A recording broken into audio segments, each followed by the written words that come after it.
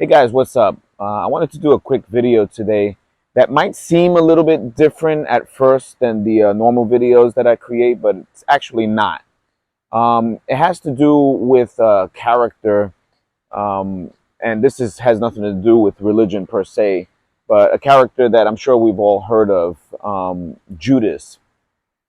Now, you've heard it said that, when someone deceives you or someone turns their back on you or stabs your back, they're a Judas. Now, I just wanted to get kind of a little more on the psychology of who Judas was, and how Judas is actually a reflection of most people in this world.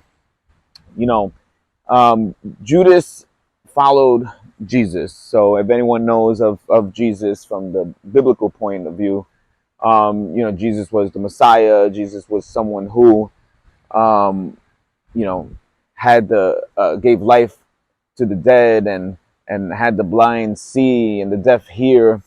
And a lot of that can be debated philosophically or analogously, but Judas believed in him. Judas walked with him, ate with him, spoke with him, lived with him for about 3 years. Okay, so there's 365 days in a year. So can you imagine that times three? It's a good chunk of time. Now, Judas was in charge of money. He was the one in charge of the treasury. Um, you know, he followed Jesus all the way through until he started to hear things like Jesus saying, well, I'm going to be dying soon. I'm going to be going soon. Things will happen to me soon. And this is the part of the story that correlates with everyday life. Judas got scared. I mean, he was about the money. He was the guy who was in charge of the treasury. And I'm sure he loved Jesus, and I'm sure he believed in Jesus. But it wasn't until things later on started to get rocky that he started wavering on his faith towards Jesus, as is this the person that I really want to follow to my own demise? Jesus had been feeding the poor, and Judas was part of this whole ministry that Jesus and the other 11 disciples were on. And to him, he was a source that he could rely on, and that stability kept him in the ministry with Jesus all those years. But when he started to see that, wow, Jesus is talking about, leaving soon and dying soon and all this other crazy stuff, I don't know about my stability anymore. And I don't know if my faith in him is as strong as the worldly faith that I have in tangible physical things. So, like I said, everybody has um, a Judas in themselves. He gets a bad rap for being the one guy to betray Jesus, when a lot of people betray a lot of people. It doesn't have to be Jesus, but the point is, he put his whole faith in all of those years in the one he believed was the Messiah, the one that he knew loved him, the one that he knew took care of him, the one he knew that was there for him, and he put all his faith in that. But when he started to hear that I might be losing all of this, instead of by faith holding on or clinging on even more or tighter to Jesus, he ended up unraveling and losing control, and really holding on to what was more important to him, obviously, which was more of the physical realm. So we fast forward and we see that he actually ended up, how can I say, he ended up giving Jesus into the authorities of the day, You had the Pharisees, the Sadducees, the Sadducees, the religious leaders.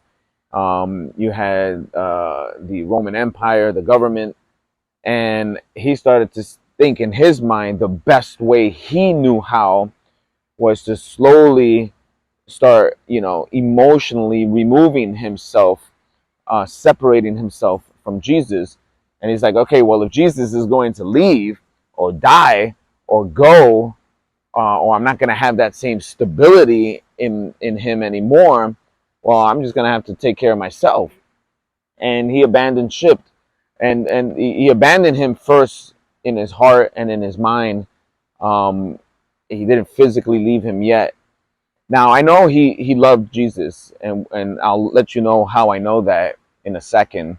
But his flesh, his fear, his shortcomings, his own thought process of instability started to creep in, and it was out of fear and what he believed was necessity that he did what he did by betraying Jesus.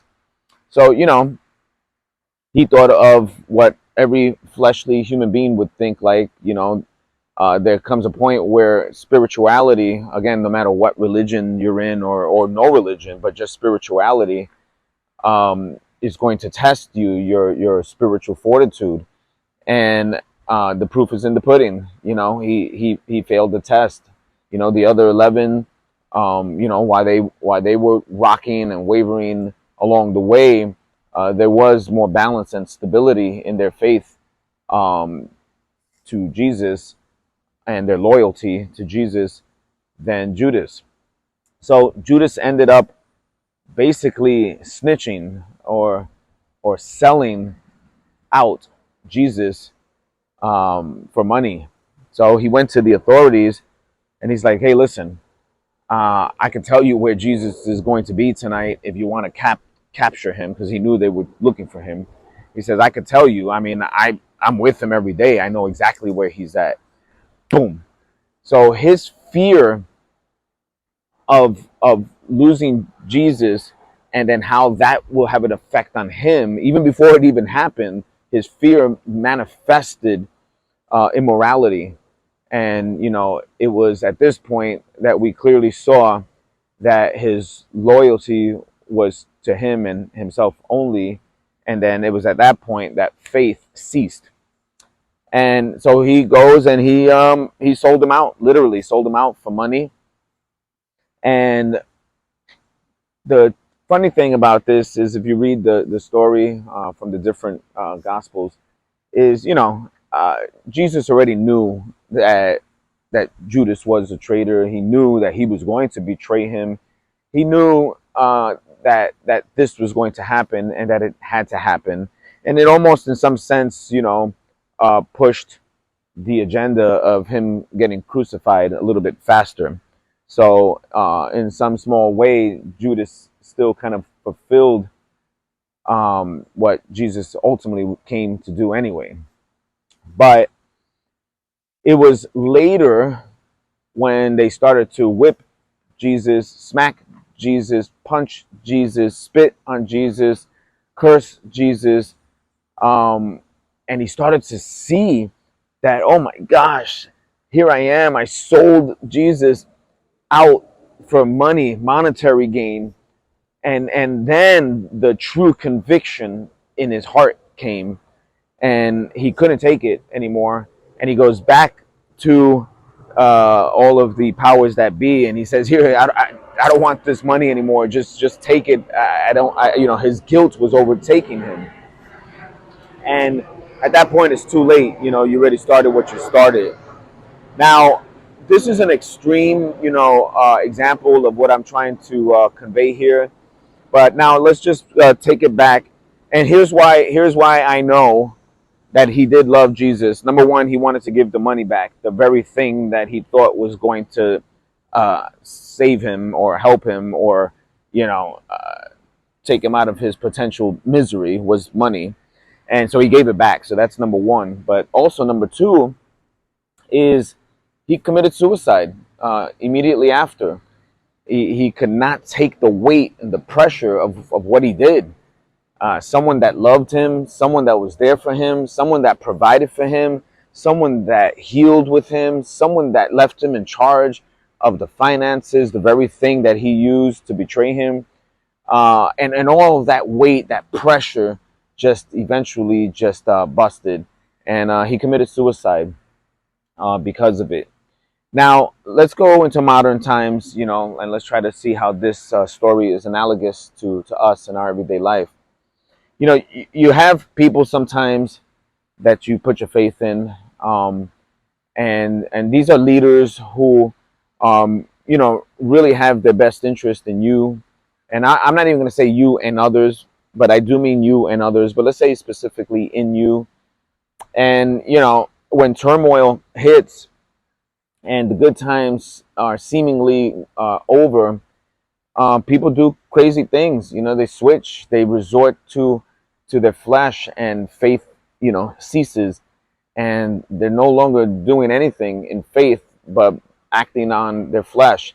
And they'll do crazy things, outlandish things that they will regret, but they're going to do it anyway. Some people resort to heavy drugs, just to get them out of that space, like that replaces their faith. Some people resort to cheating. Some people resort to lying.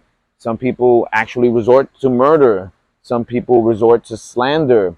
You pick your poison. We know a lot of people. We know ourselves, and these people will pick something else because they've abandoned you. They know that they have abandoned you. They know that you did love them, that you were there for them, that everything you did do was for them, that you took care of them, and you gave them good advice, and you were there to provide some sort of peace of mind and solace in their life at some point or another.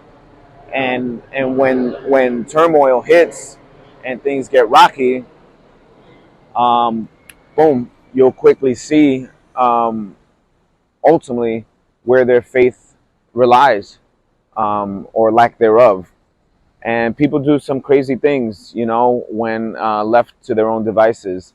So at the end of the day, guys, you have to be sure that and understand the difference between faith, in something higher or someone higher than you, and what is just comfortability. Okay, faith and comfortability are kind of opposed to each other, because faith is very uncomfortable and comfortability is very comfortable. So don't lose your faith on the things that you know in your heart are going to be, and just understand, again, to those who are more light in this world. I'm sure this story resonates with you because you probably had many Judases. And for those who feel like, oh, maybe I'm the Judas in this, you still have a chance while you're still alive to go towards the light. Change the direction before you rely on your flesh and start doing impulsive things that will ultimately be the demise of your morality or even yourself. So this is a different message, but it always comes down to the mindset of an individual. You either believe or you don't. That in between stuff really kind of shows where you're wavering, and what you ultimately believe is your ultimate reliance. And in this case, Judas thought that the money was going to be the thing that saves him, but in the filthy, toxic process of exchanging money for a life, his guilt set in, and I'm sure he realized at the time when he was watching Jesus get beat up and pummeled, and then took it, being innocent, that the guilt hit him that, wow, I think I did something wrong. Don't wait for you to realize that you did something wrong. Really come to the realization, either you're on your faith path or you're not. Don't lie to anyone and don't lie to yourself. Unfortunately, these are the realities of life. But if you stick to your faith and you stick to knowing that there is a greater purpose and a higher source looking out for you, it doesn't mean that life is going to be honky-dory, all peaches and cream and all that stuff.